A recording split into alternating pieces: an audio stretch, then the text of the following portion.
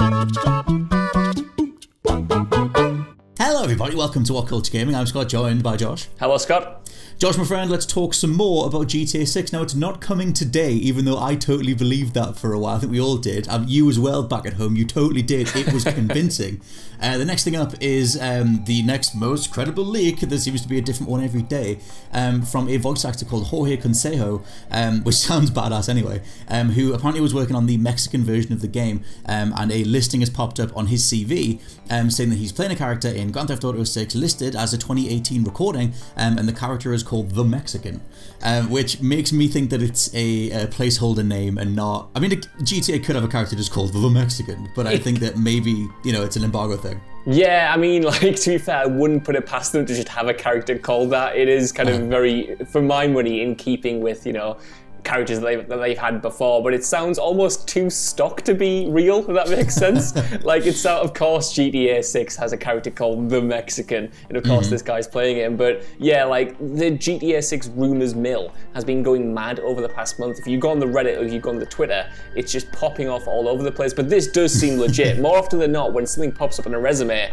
like, it's there for a reason. It's not just something someone can kind of fabricate and pull out of thin air. And the fact that this guy, this actor, did a follow-up tweet, essentially not confirming it and not denying it, just saying, look, I've got contractual obligations and I can't talk about it. But, so this you know. This follow-up thing was him saying, "Dear friends, while I read every message from you, please know that because of contract stipulations, sometimes I'm unable to comment on certain projects.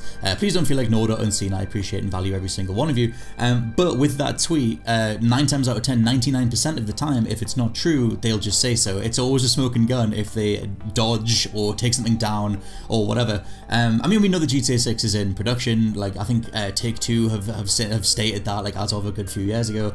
They always said that there was going to be more. I'm curious about the recording session in 2018 because that puts it back in line with those original rumors about, like, Mexican drug cartels and the idea that they were taking some influence from Narcos and doing empire building type stuff, which they also flirted with in Vice City stories, and obviously Vice City had the whole Scarface analog. And so, like, where do you come down on that? Do you think that they're actually going to go down that route? And we are. I mean, I'm literally going off the word Mexican, but do you think they're going to do something based on that?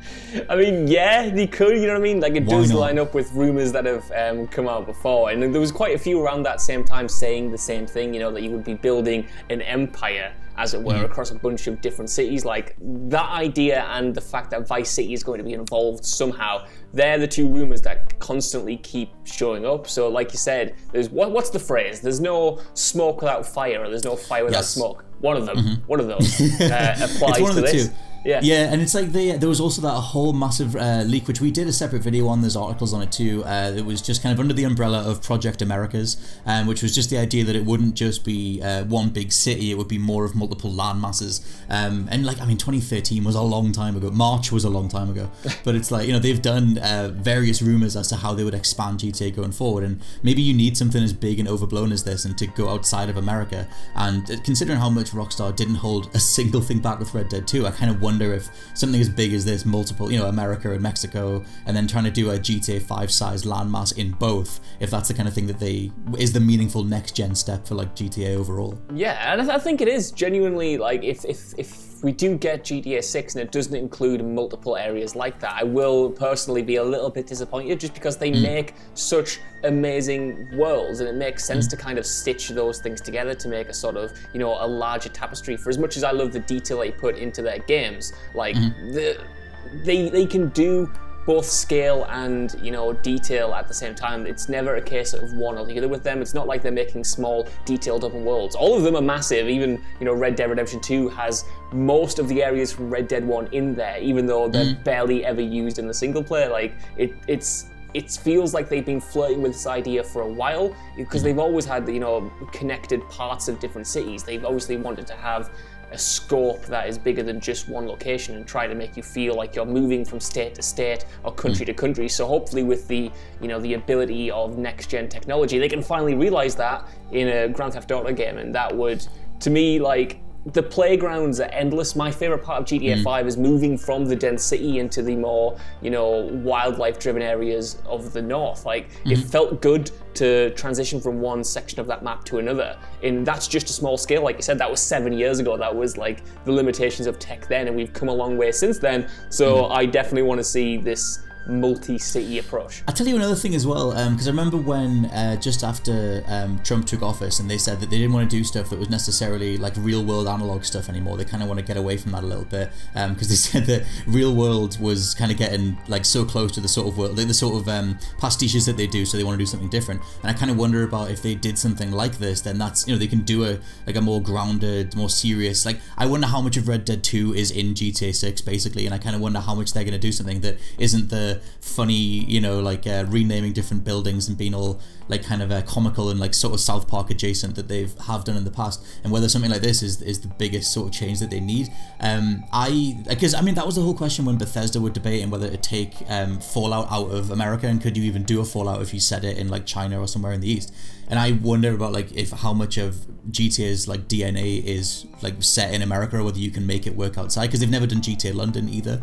And like I would welcome something that was this big of a change, but I don't know how much of like Red Dead 2 do you think will be in it? Do you think they'll do like the more, like if they do the Empire type stuff, like you'll be packaging up your drugs and you've got to fly it and you've got to knife the top of it and have a little sniff, make sure no one's ripping you off? Yeah, man, like I think obviously when it comes to Rockstar, all the games they make have a knock-on effect of their next project. Like Grand Theft Auto 5 is essentially an amalgamation of, you know, GTA 4, Max Payne 3 and Red Dead Redemption, like all of the good stuff and all of the lessons that Rockstar learned from those games put together in one massive experience. So I think this next title is going to be heavily influenced by Red Dead, but I don't think they'll go all in on the simulation elements. I do think we'll see a more mature story and probably more, you know, attention to detail in the realism of the world. But I think, I don't know, after GTA 4, when they really tried that, people kind of were a bit iffy on it. I wonder whether they worry about making that same mistake twice or whatever. Because GTA 5, I love it, but it is very much a course correction, isn't it? Like the characters I think are great. Yeah, but it's certainly a return to the wacky elements of the previous games. But I do think you're right. Like, for me, the satire in GTA has always been, it's been quite good, but it's never been the thing that I'm drawn to, if that makes sense. I think the way Rockstar makes characters, even the sillier ones, like Michael in GTA 5 is a silly, daft character, but he works, like, even more so than Trevor, who was, you know, this larger-than-life person. And I think that they can make you believe in people like that without having to do, you know, the real-world analogs or anything, you know? Yeah, my thing was, like, when I was growing up, I always loved how, like, it was just when you're younger, you think that, like, GTA is, like, the pinnacle of just sort of, like, social harpooning, and it's like, oh, man, like, oh, yeah, like, you know, stick it to them, like, yeah, call the MetLife building, the Get a Life building, like, yeah, that's great, like, all that sort of stuff. But I don't know how much that's kind of like had its time, had its day. And like Rockstar themselves are such a different company as well. Like, how the hell did they even approach this stuff? And how much is Dan Houser leaving affecting this? Because there's only the number crunchy Sam Houser is the one that's left now. The creative juggernaut has gone. Well, yeah, I mean, going back to, you know, like the rumor, if these voice sessions were taking place in 2018, that means like Dan Houser was on board at the time, but then he was also involved with Red Dead Redemption at the time. So I wonder how much of a hand he's had in the development of GTA 6, because we know it's in development at this point. It's just a case of how long, and this points to, you know, it being in development for at least, what, 2 years at this point, and considering that voice acting, you know, sometimes that comes later in the day after pre-production is done and stuff. I think the voice sessions for Red Dead lasted like 5 years or something. Oh man, that game's script is like 50,000 pages or something. Like, is it, what do you call the dude? Like Roger Clark? I think he's Clark called Morgan Arthur Bois. Roger Clark. Yeah. When he's talked about the recording sessions, yeah, they were absolutely mammoth, and they have to try and account for every single permutation of those conversations when you're in the world. I don't know how many times they would have gone back to the drawing board on GTA to try and make it this next-gen thing. But yeah, like you said, the recording session lines up with when that full staff was still there. I think Leslie Benzies was still there as well. Like, I forget if he left. In my mind, I think he might have left in 2017, but either way, like, at least they had the houses back then. So that's kind of something. But yeah, I just, at this stage, I kind of just want them to get out there and say something. We're in the 7th year now. You know, it's been this is the longest we've ever waited in between GTAs. And either that's because they're waiting for something absolutely ginormous and oh my god, or there are problems with like the writing and what GTA even is after GTA 4 was in one direction, GTA 5 was back in the other direction. I guess on a personal note, what do you want from GTA 6? Is it this type of stuff, or do you want more of the same?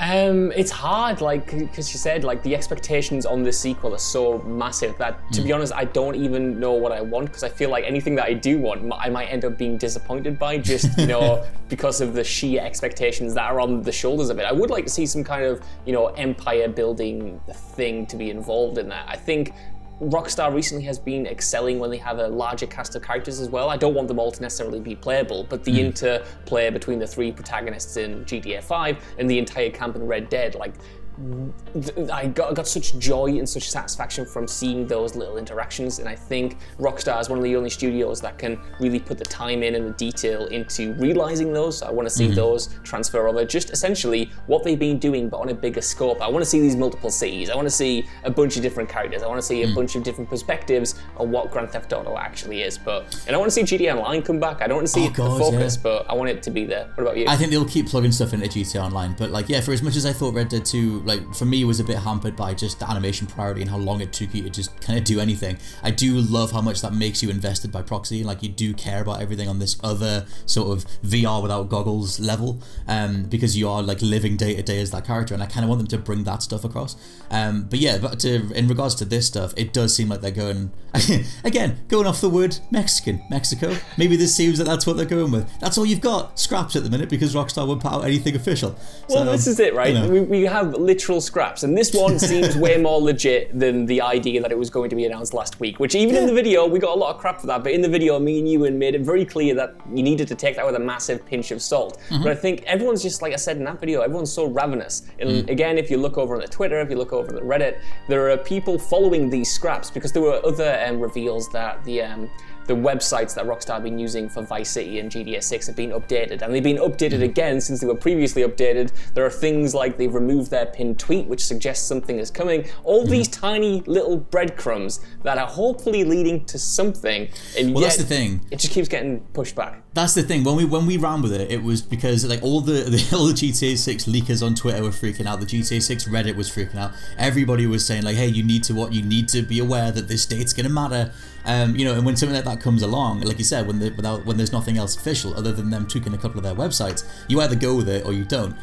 Pretty much everybody is in the same boat in regards to GTA 6. I think that Rockstar could do with putting something out, and I don't know, at this stage it seems like if the recording session was 2 years ago, they have something to show, but they don't play by anyone's rules other than their own, so I don't know whether that'll come in the E3 slot or whether it'll just be later in the year.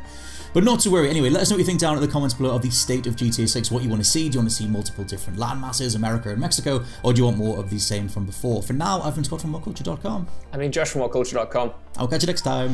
Bye. Bye.